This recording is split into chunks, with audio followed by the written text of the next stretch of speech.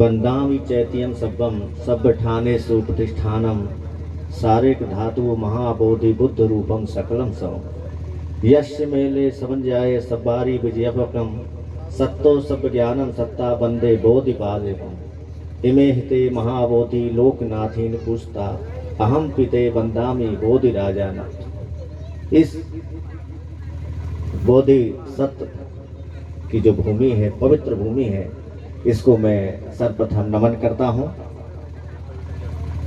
सभी को जय भीम, नमो बुद्धाय। मंचासीन हमारे भंते जी को प्रणाम करता हूँ। मंच पर बैठे हमारे सभी सम्मानीय आदरणीय उपासक, जो कि समाज के मार्ग पर प्रदर्शक, मैं नाम न लेकर के मैं सबको यथायुग प्रणाम करता हूँ। इस कार्यक्रम संयोजक के अध्यक्ष डॉक्टर बगाना जी, उनकी पूरी टीम को भी मैं बहुत बहुत धन्यवाद देता हूँ। विगत 4 वर्षों से यहाँ निरंतर जो भी कार्यक्रम चले आ रहे हैं, सभी सामाजिक बंधुओं को जो स्नेह प्यार जो मिला और इस क्षेत्र की विरासत को समाज के सामने रखा और आज हम सब गौरवान्वित, उन सबको मैं नमन करता हूँ। यहाँ उपस्थित सभी हमारे सम्मानित उपासक उपासिकाएं, प्यारे बच्चों, गायक राजू भारती को धन्यवाद देता हूँ। बहुत अच्छा उन्होंने प्रेरणा हम सबको दी। मैं 2 बातें करना चाहूँगा। पहला की जो है कि ये जो आपने प्रज्ञा रत्न पढ़ा देखी पुस्तक का विमोचन हुए, 1-2 शब्द इन पे कहूँगा। दूसरा कि आप लोग यहाँ क्यों आए हुए और इसका क्या महत्व है, इस पर बात करते हैं। तो देखिए, मैं सबसे पहले तो जो यहाँ के लेखकगण हैं, जो इन्होंने जो प्रज्ञा रत्न जो पत्रिका निकाली, उनको मैं बहुत साधुवाद कारण क्या बताना चाहूँगा कि हमारा इतिहास, हमारे पास सब कुछ है, इतिहास है, सब है, लेकिन उसको समाज तक पहुँचाने का माध्यम नहीं था, लेकिन आज हो गया है। अब वो समय गया कि जब हम अपना इतिहास नहीं जान सके थे, लेकिन अब निरंतर हमारे उन्होंने बहुत अच्छी, जैसे पिछले वर्ष की इस प्रज्ञा रत्न पुस्तक में पिछले वर्ष की रिपोर्टिंग की, और मैं यही कहना चाहूँगा कि आप सभी लोग इसको बहुत संभाल के रखें। ये हमारा इतिहास है, आने वाले हमारे प्यारे बच्चों के लिए प्रेरणा स्रोत है कि कब से कार्यक्रम हुआ आ रहा है और हर वर्ष की रिपोर्टिंग होना चाहिए। और मैं इतना कहूँगा कि सबके फोटोग्राफ्स होना चाहिए, जितने यहाँ बैठे हुए हैं, चाहे दुकानदार हों, चाहे माताएं हैं, बहनें हैं, प्यारे बच्चे, सबको सबकी रिपोर्टिंग होना चाहिए और जे आने वाले उसमें छपना चाहिए। क्योंकि आने वाले समय जब हम शोध करते हैं, हमारे बच्चे आने वाले 10-20 साल पर लिखेंगे तो पूरा का पूरा इतिहास लिखेंगे, इसकी क्या परंपराएं थी। और देखिए, आप लोग यहाँ आए, इसका मतलब समाज को कुछ देना है। लोग घर पे आराम से नौकरी लग गए, घर पे संडे मना रहे हैं, आप सभी जानते हैं, लेकिन आप लोग इतने दूर आए हैं, इसका मतलब समाज को आप में जो आपको मिला है बाबा साहब की कृपा से, वो आप समाज को दे रहे, इसलिए आप सभी के साधुवाद। क्योंकि इतनी दूर से आप आए यहाँ पर, तो आपके एक अंदर बहुत विश्वास है कि हमारी विरासत, बहुत प्यार है। पहली। दूसरी पुस्तक आदरणीय हमारे आलन चंद जी ने लिखी, मोतीलाल जी ने, सांची दानम। अब देखिए, सांची के स्तूप में इस पुस्तक में इतना वर्णन है कि किन किन महान शासकों का, महान उपासकाओं का, महान भिक्षुणियों का योगदान है, उनके नाम लिखे हुए हैं ब्राह्मी अभिलेख में, और आपने उसको इंग्लिश और हिंदी दोनों में ट्रांसलेट किया। तो आप उसमें करीब 900 के आसपास जो है उसमें दिए हुए हैं नाम कि देखिए उन्होंने उस पे दान दिया था और जो है वो स्तूप का निर्माण हुआ। ये बहुत बड़ी बात है। और यही परंपरा हमारे सारू मारू में भी, इसमें भी जिन्होंने अरक्षता, बुद्धा, पूषा जैसे भिक्षुओं ने दान दिया था, उसका भी यहाँ उल्लेख मिला है अभिलेखों के वहां। दूसरी वो भी बहुत शायद। तीसरा जो है, हमने कोशिश की थी, आप सभी के पिछले वर्ष हमने एक छोटी सी पुस्तक लिखी थी, अभी होगी भी बाजार में, कुछ मिल जाएगी, बहुत सस्ती सी। इस बार के हमने पूजा पद्धति, हमारे कुछ बहुत अच्छे वरिष्ठ साथियों ने, कुछ बहुत चिंतकों ने कहा कि पूजाएं बहुत होती हैं, हमने पूजा में कोई परिवर्तन नहीं किया। जो पंचशील है, स्टील है, हमारी जो प्रार्थना वो सब है।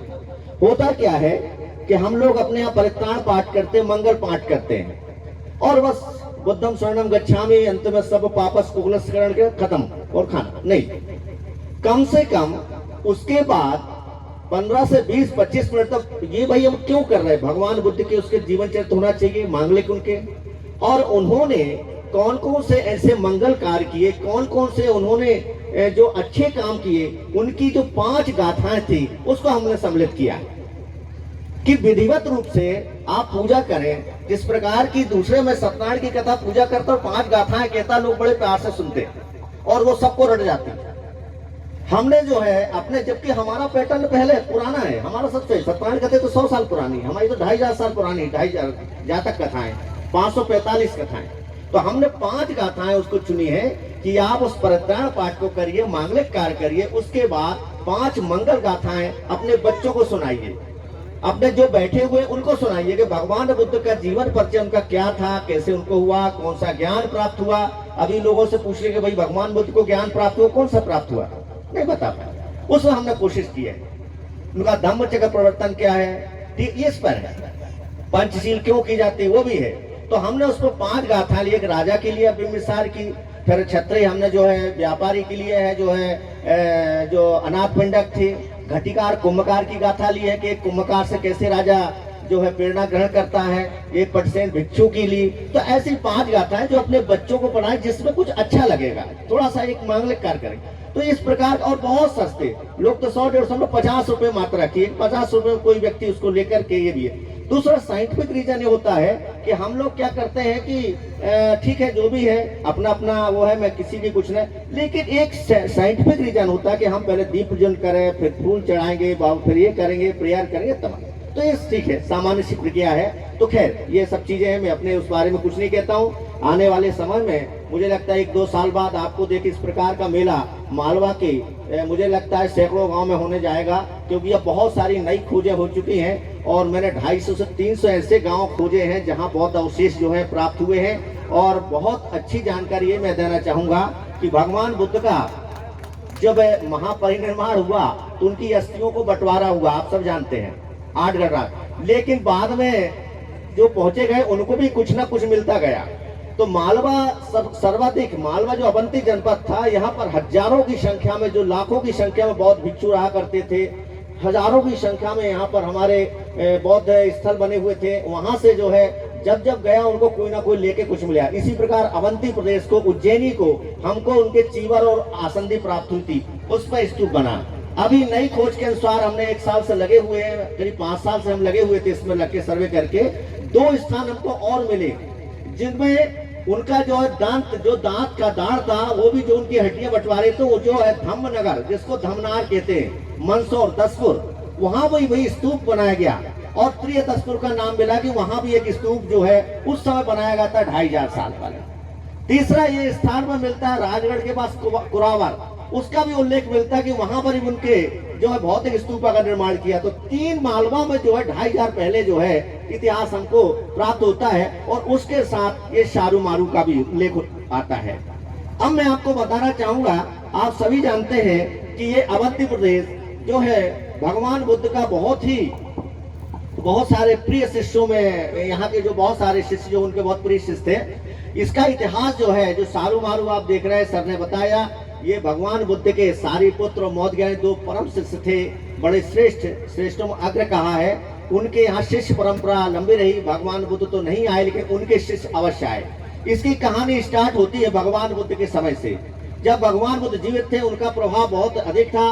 तो यहाँ के जो राजा थे चंड प्रदोत, उन्होंने अपने पुरोहित महाकायतन से कहा कि आप जाएं और भगवान बुद्ध को यहाँ लाएं, हम उनके दर्शन करके कुछ ज्ञान प्राप्त करना चाहते हैं। महाकायतन अपने 7 साथियों के साथ जाते हैं, भगवान बुद्ध के पास जाते हैं। भगवान बुद्ध का इतना स्वास्थ्य अच्छा नहीं रहता कि वहां पर इतनी लंबी यात्रा करके आए, और वो खुद बौद्ध हो जाते हैं। और भगवान बुद्ध से जब निवेदन करते हैं तो वो कहते हैं कि देखिए महाकायतन जी, जो मैं चाहता हूँ मेरी बात राजा तक आप अच्छी तरह से पहुंचा सकते हैं, तो इस दृष्टि से जो है मेरी बात को आप उन तक पहुंचाएं। और वो ना करके महाकायतन आते हैं। महाकायतन आते हैं, रास्ते में एक तेरनलारी ग्राम पड़ता है, तराना जो है, वहाँ रात रुकते। वहाँ एक कन्या रहती है शूद्रव्रत की, उसके पास कुछ नहीं रहता खिलाने के, अपने बाल भी बेच करके वो भोजन कराती है। एक इतिहास में हमको उसका भी उल्लेख मिलता है। फिर जब चंड प्रदोत को ये बात पता चलती है तो उसको पटरानी बनाते हैं और अपनी रानी बनाते हैं, बाद में उसके पुत्र को राज सौंपते हैं। एक लंबी गाथा हो जाती है इसमें। तो जब महाकायतन ने भगवान चंड प्रदोत को ये बताया और चंड प्रदोत बहुत प्रभावित हुए, उन्होंने क्षेत्र में जगह जगह भगवान बुद्ध के धम्म के प्रचारक को भेजा गया। दूसरी बात, इस अवंती जनपद की सबसे महत्वपूर्ण उपलब्धि ये है, यहाँ के जो महाकात्याकृत स्वर्ण कुटीकर्ण आचार्य थे, विनय पटक में आया है कि पूरे विश्व में इस अवंती जनपद, इस जन्म का, इस पृथ्वी का, इस क्षेत्र का बहुत बड़ा महत्वपूर्ण योगदान है। पहले बौद्ध भिक्षु जो है एक ही चीवर रखते थे, तो बहुत परेशानी जाती थी। तो यहाँ के जो स्वर्ण कुटीर आचार्य थे, भगवान बुद्ध से जब बाद में गए, उन्होंने भगवान से प्रार्थना की कि भगवान जो है एक ही जब स्नान करते हैं उसी को उतारते हैं, फिर उस सुखाने के इंतजार करते, बड़ी परेशानियां होती हैं, तो चीवर पर्याय कर दीजिए। तो डबल एक चीवर एक्स्ट्रा रखने लगे। ये यहाँ अवंती क्षेत्र की देन है। दूसरा, उपाना ही नहीं पहन सकते थे, पहले जूते नहीं पहन सकते थे, तो उन्होंने कहा कटीली झाड़ियां हैं, हमको धर्म प्रचार में बहुत दिक्कत आती है, तो इस स्थिति में उन्होंने उपाना पहनने की अनुमति दी। और इसी प्रकार सन बिछोने की भी अनुमति थी। तीसरा, नित्य स्नान की अनुमति थी। तो इस प्रकार जो है, और पहले क्या आचार 11 आचार की जगह 5 आचारों की परंपरा उनको शिष्य परंपरा में दी। ऐसे 5 चीजें अवंती प्रदेश की बड़ी महत्वपूर्ण थी। होता क्या है, आगे चलते हैं। उस समय धर्म का बहुत प्रचार हुआ। निश्चित ही ये शैलाश्रय जो आपने देखे, यहाँ आदि मानव रहा करते थे। सबसे पहले यहाँ पर इस क्षेत्र में, इन शैलाश्रयों में जो है बौद्ध भिक्षु रहा करते थे, और यहाँ रहकर के उन्होंने धर्म प्रचार किया। पूरा अवंती क्षेत्र यहाँ से 10 किलोमीटर 15 किलोमीटर में, तो ये पूरा मुझे लगा पहाड़ी है। जगह जगह आपको बहुत सारी बौद्ध गुफाएं मिलेंगी। यहाँ सब बौद्ध भिक्षु रहा करते थे और धर्म का प्रचार करते थे। इसी परंपरा को लेकर के सम्राट अशोक जब यहाँ गवर्नर था, आपको मालूम है बिरसा जो सांची के पास है, वहाँ एक श्रेष्ठी व्यापारी थे। श्रेष्ठी उनकी पुत्री देवी थी, उसको उन्होंने अपना वर चुना, मतलब अशोक ने उनको पत्नी बनाया था। और उसी देवी से संघमित्रा जो उनकी पुत्री थी, महेंद्र पुत्र, उनका जन्म हुआ था। और वही संघमित्रा जो पुत्री थी और महेंद्र जो उज्जैनी, उनका जन्म हुआ था इसी क्षेत्र में। और वो जो यहीं से मगध जाते हैं, मगध से फिर यहाँ आते, यहाँ के बाद जो श्रीलंका जाते हैं। तो श्रीलंका में जो बौद्ध धर्म है वो इस अवंती प्रदेश की देन है, इस क्षेत्र की देन है। ये इससे जुड़ा हुआ है। आज भले हम जेलों में बट गए हैं तो क्या हुआ, लेकिन हमारा जो अवंती महाजनपद था वह क्षेत्र नहीं था। और आपको आश्चर्य होगा कि जब वहां पर अनुराध महोत्सव में बौद्ध महोत्सव हुआ अशोक सम्राट के समय, तो अवंती प्रदेश से 40,000 बौद्ध भिक्षु अनुराध महोत्सव जाते हैं उसमें भाग लेने। 40,000 का दीपवंश महावंश में उल्लेख मिलता है। तो आप आश्चर्य करेंगे कि यहाँ पर बौद्ध भिक्षु की संख्या कितनी रही होगी। सबसे बड़ी बात और है, बताना चाहूंगा कि जब वो जो है वहां का, यहाँ जो अभिलेख मिला है कि अशोक अपने 256 दिन में यहाँ पर आते हैं और यहाँ वो रात्रि विश्राम करते हैं, उनका अभिलेख है। और यहाँ जो राजकुमार उनके समय था, जब वो सम्राट थे, इस क्षेत्र में जो साम राजकुमार थे वो राज कर रहे थे, उनको यहाँ करके निर्देश देते हैं कि बौद्ध भिक्षुओं का यथा स्थान या बौद्ध भिक्षुओं को पूरा सम्मान दिया जाए, उनको किसी प्रकार की कोई परेशानी ना हो और धर्म का प्रचार यथावत हो। ये तमाम निर्देश देते हैं सम्राट अशोक। और यहाँ रहते हैं। आपको आश्चर्य होगा, जहाँ राजा उस काल में सम्राट अशोक इतने बड़े राजा थे, आप ये विश्व स्तर के, और जब इस स्थान पे आते तो आपको एक कल्पना करना चाहिए ये स्थान कितना महत्वपूर्ण होगा, कितना महत्वपूर्ण होगा, जहाँ राजा रात रुकेंगे और अभिलेख होगा। एक कल्पना।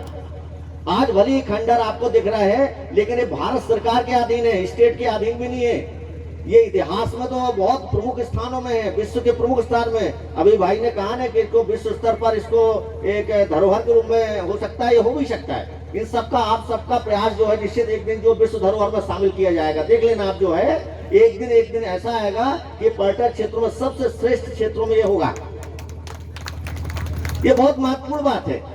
और सबसे बड़ी और इससे भी कि यहाँ पर जो है कभी भारत के किसी अभिलेख में भिक्षुओं का उल्लेख नहीं। भिक्षु कोरम विहार की चर्चा है अभिलेख में, और कोरम विहार श्रीलंका में है। तो श्रीलंका का जो कोरम विहार है और एक कोरम विहार यहाँ है, और वो लिखते हैं कोरम विहार में अरिस्ता, पूसा, ये जो भिक्षुणियां यहाँ की आचार्य पाला प्रमुख भिक्षुणियां थी जो धर्म का प्रचार करती थी। तो यहाँ में ये जो है हमारी भिक्षुओं के लिए भी एक बौद्ध विहार था, उसका नाम कोरम विहार था, अभिलेख में आया। और वह कोरम विहार एक जो है श्रीलंका में पाया जाता। तो हम लोग ने ये देखा कि यहाँ के जो कोरम विहार वहां भी था उतने साल पुराना, यहाँ भी है। निश्चित श्रीलंका से इसका बहुत अनन्य संबंध रहा है।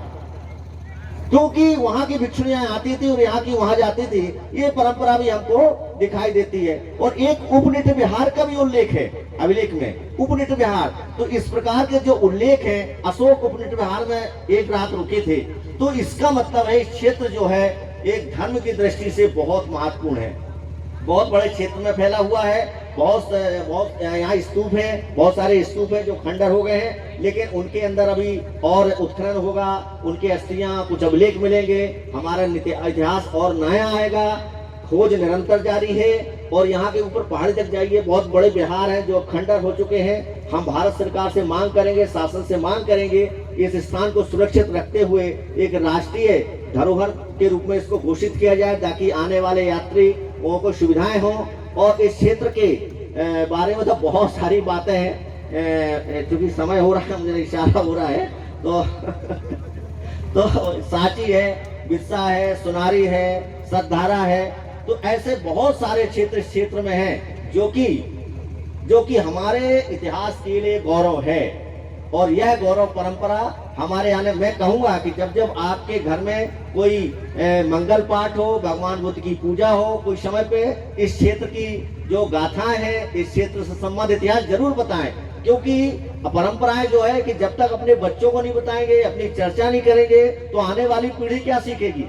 इसलिए मैं यही कहता हूं कि कभी वो अपने क्षेत्र का इतिहास बच्चों को जरूर बताएं, यहाँ लाकर दिखाएं, उनको बताएं स्तूप की परंपरा, उनकी गुफाओं की परंपरा, उनकी तमाम चीज पर। तो ये चीजें जो है यहाँ के बहुत सारे अवशेष संग्रहालय में रखे हुए हैं, सुरक्षित है, उनको भी आप देख सकते हैं। सांची संग्रहालय में है, भोपाल संग्रहालय में, वो भी बहुत महत्वपूर्ण किए हैं। और यहाँ पूरे मालवा नहीं, पूरे भारत में जहाँ भी खोदो बुद्ध की परंपराएं मिलती है।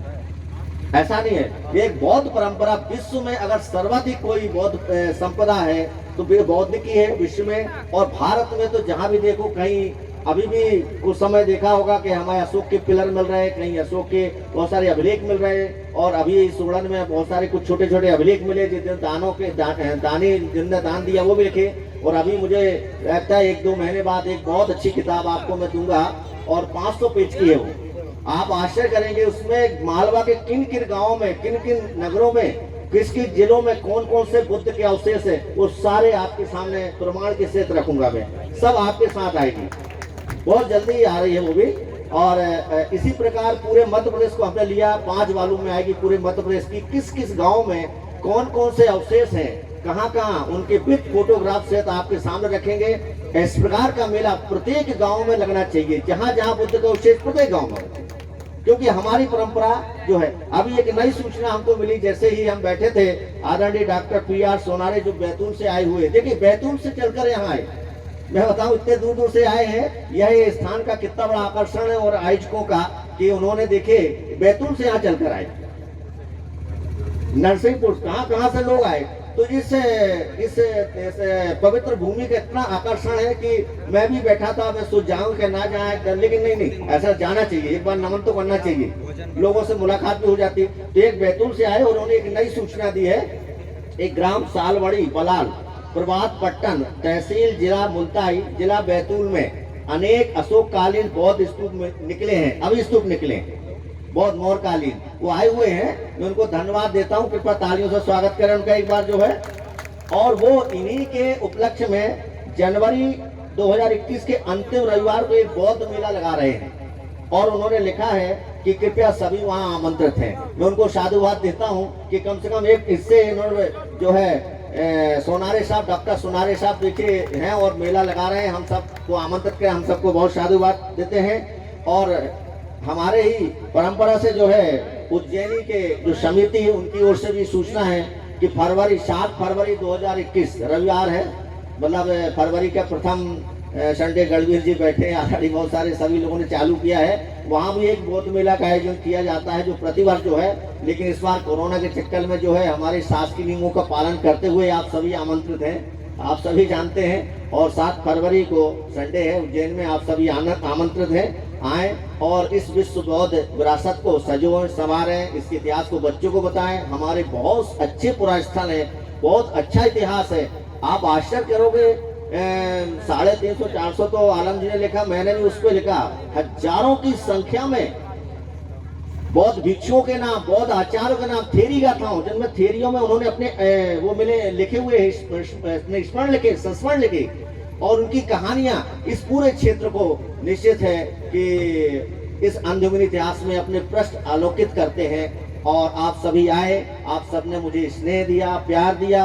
हमारे सभी साथी लोग यहाँ बैठे हुए, सबको नाम ना लेते हुए मैं सबको प्रणाम करता हूँ, धन्यवाद देता हूँ कि निश्चित है आप सब इनका लाभ उठाएं और इस पवित्र भूमि को, अपने आने वाली पीढ़ी को इसका मार्ग बताएं और इसका इतिहास बताएं। और यहाँ के आयुष को निश्चित है जो आने वाले समय जो रत्न प्रज्ञा है इसकी पूरी रिपोर्टिंग उसमें छापे, क्योंकि इतिहास है, क्योंकि सर ये कभी समाप्त नहीं होने वाला, क्योंकि सबका फुर्तुल है, सबका लोग आनंदित होते हैं, इतने दूर से आ रहे हैं, इतने उनका लिखे।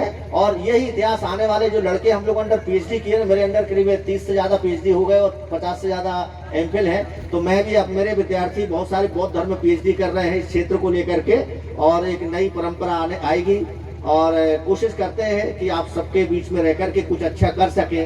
और जो बाबा साहब से मिला है उतना तो नहीं कर पाऊंगा, लेकिन जितना हो सकता है मैं करता हूँ, क्योंकि आजकल जो है शासकीय कर्मचारी अधिकारी हूँ, ये कोई एक डिपार्टमेंट है, मेरे पास 5-5 डिपार्टमेंट, समस्याएं बहुत रहती हैं, समय नहीं मिलता, फिर भी यहाँ गड़ाए जो है हम लोग कुछ ना कुछ करते रहते हैं कि कुछ करना है।